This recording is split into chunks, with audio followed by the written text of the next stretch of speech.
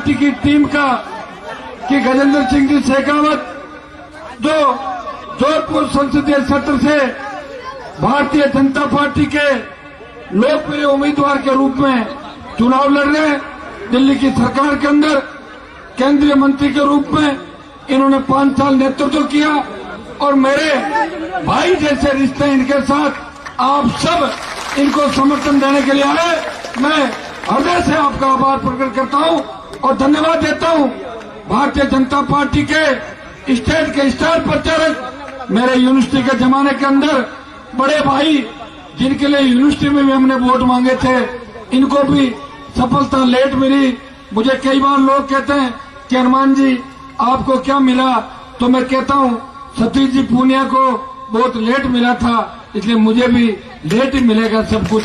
मैं हमेशा इनको बड़े भाई के रूप में रखता हूं, इसलिए मेरे साथ हेलीकॉप्टर में वही बैठ सकते हैं जिनको मैं दिल से पसंद करता हूं।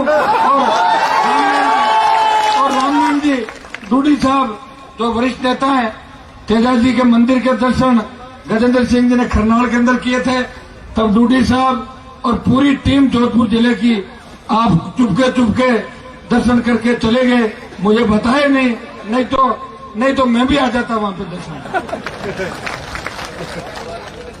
अच्छा ठीक, शैलाराम जी प्रधान जी, अमिता जी, जोगाराम जी पटेल, यहाँ के हमारे हाईकोर्ट के वरिष्ठ एडवोकेट भी है, हमारे बड़े भाई भी है, वरिष्ठ विधायक भी है। विधानसभा के अंदर सबसे ज्यादा विधेयकों पे मैं पर्ची डालता था। मैं सोचता था मैं सबसे ज्यादा बोलूंगा, लेकिन 1 घंटा रोज ये खा जाते थे, बोलते थे 1 घंटा। और ये सभापति थे, तब मैं इनको कान में कहते थे 10 मिनट ज्यादा देना, कि मैं ज्यादा तो दे दूंगा, लेकिन थोड़ा सा पार्टी में आपके प्रति मामला ठीक नहीं, मैं कम बोलाऊंगा। ये रोज कहते थे मुझे, लेकिन फिर भी भाई का ध्यान रखते थे। हमारे गजेंद्र सिंह जी शेखावत जो सबके लोकप्रिय लाडले उम्मीदवार है, सम्मानित मंच, यहाँ कई हमारे प्रधानगण जितने भी बैठे हैं और जितने भी भाजपा के नेता और आरएलपी के नेता तो यहाँ बचे नहीं। मेरे छोटे भाई हैं, जिसको मैंने आरएलपी से चुनाव लड़ाया, उसने तो सस्ते में अपना सौदा कर लिया और गहलोत की वोट में जाके बैठ गया। उसके बड़ी गलतफहमी हो गई थी कि 30,000 वोट मेरे हैं। जब बूथ खुलेंगे तब पता लगेगा हनुमान बेनीवाल किसी को नेता बना भी सकता है और उसे अपने घर भी बिठा सकता है। ये मेरी शुरू से आदत है। भाइयों, आज जोधपुर संसदीय क्षेत्र से मैंने शुरुआत करी और मैंने पार्टी को कमिटमेंट किया था आपके सामने। जो अशोक गहलोत जी के बेटे चुनाव लड़ रहे हैं, गहलोत जी को आवश्यकता नहीं थी अपने बेटे को चुनाव लड़ने की, वो चाहते तो खुद मुख्यमंत्री थे। अभी कोई उनकी उम्र 90 साल नहीं हुई जो बेटे पोतों की सोच के उनको राजनीति के अंदर लाए। सबको होता है राजनीति के अंदर, हर आदमी चाहता है कि मेरा बेटा एमएलए एमपी बने, लेकिन जवान आदमी जिसकी उम्र 65, 67 और राजनीति के अंदर तो 70-75 साल तक जवान ही रहता है, जब तक पावर के अंदर आदमी रहता है, तो इनको आवश्यकता नहीं थी। एक तरफ तो मुख्यमंत्री का बेटा है जो अपने आप को जादूगर कहता है, जो कहता है कि मैं जादू से कुछ भी कर सकता हूं, मैं हनुमान बेनीवाल को जोधपुर भी नहीं आने दूंगा प्रचार के अंदर।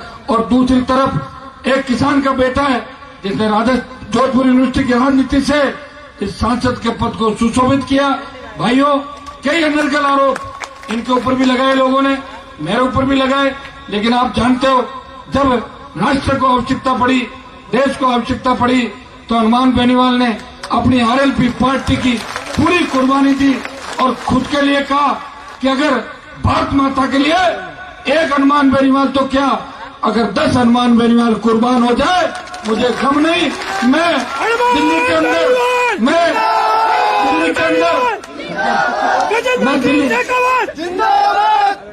मैं दिल्ली के अंदर उस पप्पू के साथ एडजस्ट नहीं हो पाऊंगा, मैं मोदी जी के साथ, इसलिए मैंने गठबंधन किया।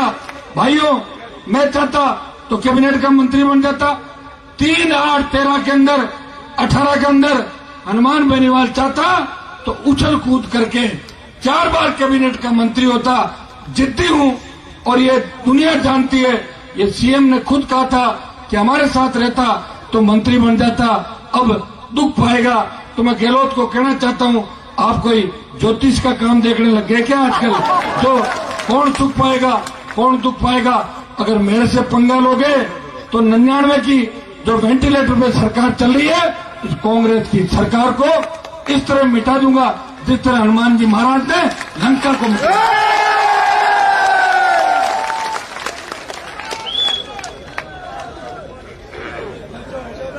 मेरा जोधपुर के अंदर आने का 2 दिन से मन था, मैं उतावला हो रहा था कब मैं जोधपुर की धरती पर जाऊं, जहां राजपूत के बीच जो पिछले 25 साल से एक बहुत बड़ी खाई दोनों समझदार जातियों के बीच पड़ गई थी। इस खाई को मिटाने का असली समय आ गया। मेरे भाइयों, ये समझदार जातियां एक होकर अगर राजस्थान के अंदर चलेगी, एक होकर अगर देश के अंदर चलेगी, तो जिस तरह चौधरी देवीलाल और वीपी सिंह ने बीड़ा उठाया और राजीव गांधी की कांग्रेस को घर बिठा दिया था, उसी तरह ये जाट राजपूत अगर राजस्थान के अंदर एक हो गए और हमारे पटेल बिश्नोई और दूसरी हमारी जो ओबीसी की जातियां हैं, हमारे शेड्यूल कास्ट के भाई भी हमारे साथ हैं और हम आगे आगे चलेंगे और ये भाई हमारे साथ साथ चलेंगे, वो दिन दूर नहीं जब राजस्थान के अंदर दोनों समाज उन्नति करेंगे और देश के अंदर एक अमिट छाप छोड़ेंगे। आज पूरा देश इस जोधपुर संसदीय क्षेत्र की वोट सीट की तरफ देख रहा है। एक तरफ तो सत्ता के अंदर बैठे मुख्यमंत्री है जिन्होंने 12 से ज्यादा मंत्रियों की ड्यूटी लगा दी। मेरे समाज के 1 दर्जन से ज्यादा नेता गली गली घूम रहे हैं, कहीं हैंडपंप खुदाने की बात कह रहे हैं, कहीं ट्यूबवेल की बात कह रहे हैं, कहीं कह रहे हैं कि आपका बेटा अगर 12 के अंदर लगा हुआ है तो हम सीएम साहब से ऑर्डर करा के उसको जोधपुर लोहाट और लूनी में लगा देंगे, और कहीं कह रहे हैं कि हम आपका ये काम करा देंगे। बीजेपी की सरकार तो आएगी नहीं, राजस्थान में तो कांग्रेस रहेगी, और कहीं डराने धमकाने का भी काम कर रहे हैं।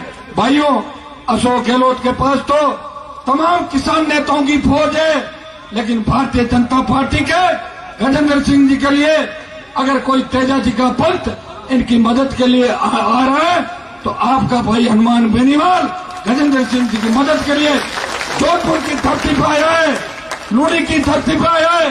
लूनी के अंदर जिस तरह एक बार हेलीकॉप्टर उड़ा और आपने 30,000 वोट एक गांव के सरपंच को डाल दिए जिसको आप जानते भी नहीं थे, और वो हमें बीच में धोखा देके गहलोत की गोद के अंदर जाके बैठ गया। उसके बूथ में तो आगे निकलना ही निकलना उसके गांव के बूथ में, लेकिन लूनी क्षेत्र के तमाम उन बूथों के अंदर जहां आरएलपी आगे थी, आपको इस हिसाब से वोट डालना है कि चुनाव गजेंद्र सिंह शेखावत नहीं, हनुमान बेनीवाल भाइयों, ये अगर आ गए तो बहुत बड़ी तकलीफ मुझे हुई, और ये जीत गए तो आपको बहुत बड़ी खुशी होगी, और आने वाली राजस्थान की राजनीति एक नई करवट लेगी, नया बदलाव होगा। जिनकी दुकानें फर्जी दुकानें चल रही है, उनकी फर्जी दुकानें बंद हो जाएगी और असली नेताओं की दुकानें राजस्थान के अंदर चलनी चालू हो जाएगी। भाइयों, हनुमान बेनीवाल ने राजस्थान के अंदर पहला किसान का बेटा हूं जिसने खुद की पार्टी बनाई, 19 दिन के अंदर 57 सीटों पर चुनाव लड़ाए, 3 विधायक जीताए और 25 जगह अच्छे वोट लिए। और जब राष्ट्रहित के अंदर बात चली कि मुझे मेरी आरएलपी की फौज को कहां लगाना है, तब मोदी जी के साथ राष्ट्रहित में आरएलपी भारतीय जनता पार्टी का गठबंधन किया। मैं धन्यवाद देता हूं प्रधानमंत्री जी को, अमित शाह जी को कि इन्होंने आरएलपी के खाते के अंदर नागौर की सीट छोड़ी। दिल्ली में बात चली एनडीए के 41 घटक दल है, ये 42वीं आरएलपी किसकी है? तो नेताओं ने कहा ये एक किसान का बेटा है। 19 दिन के अंदर राजस्थान की राजनीति के अंदर हलचल पैदा कर दी। जो कांग्रेस स्टेट शो में जा रही थी उसे वेंटिलेटर पर लेकर आ गया, ये हनुमान बेनीवाल है जिसके लिए मोदी जी ने सीट छोड़ी है। मैं लूनी के मेरे भाइयों को आह्वान करता हूं, जोधपुर संसदीय क्षेत्र के तमाम तेजाजी महाराज, भगवान चंबेश्वर, दशनाथ जी महाराज के भक्तों को, रामसा पीर के भक्तों का आह्वान करता हूं कि आप गजेंद्र सिंह जी को यहाँ से वोट देकर जिताएं। नागौर में तो टायर का चिन्ह है। कांग्रेस वैसे तो मेरा टायर ट्यूबलेस है, पंचर नहीं होगा, लेकिन जब मैं आज यहाँ आया हूँ तो टायर को पंचर करने के लिए कांग्रेस वाले उस टायर के अंदर कील ठोकने का प्रयास करेंगे। आप मेरे भाई 29 तारीख के बाद नागौर की ओर कूच करना। आप नागौर संभालना, मैं राजस्थान संभालूंगा और टायर पे बैठ के कमल का फूल मिशन 25 पूरा करेगा और दिल्ली में नरेंद्र जी मोदी मजबूत प्रधानमंत्री के रूप में बनेंगे और पाकिस्तान चाइना जैसे राष्ट्रों का इलाज करेंगे। भाइयों, मेरी उकार का ही परिणाम था कि आम आदमी को स्टेट हाईवे का टोल फ्री हुआ, कर्ज माफी का आंदोलन को अगर हवा मिली तो राजस्थान की उकार से देश में कर्ज माफी का आंदोलन को हवा मिली। मध्य प्रदेश में किसानों ने सीने पे गोलियां खाई और उकार रैलियों के माध्यम से मुफ्त बिजली की घोषणा सरकार ने करी। बेरोजगारी भत्ता अगर किसी ने याद दिलाया तो तेजा जी के भक्त ने राजस्थान की सरकार को बेरोजगारी भत्ता याद दिलाया।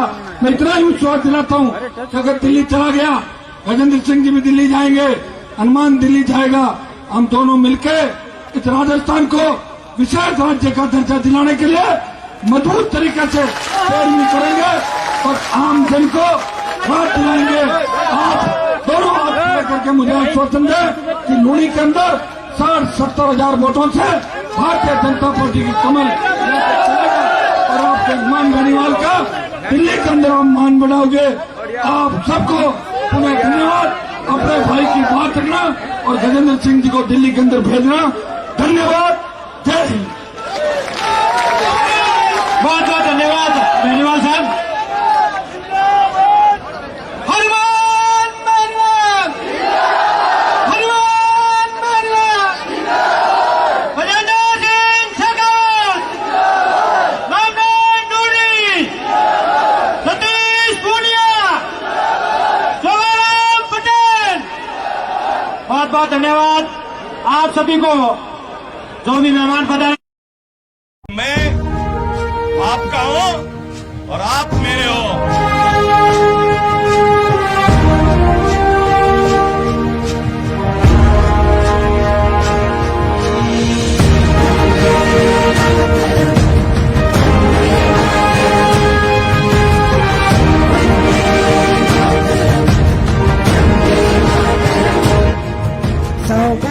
गजेंद्र सिंह शेखावत ईश्वर की शपथ लेता हूँ कि सौगंध मुझे इस मिट्टी की, मैं देश नहीं मिटने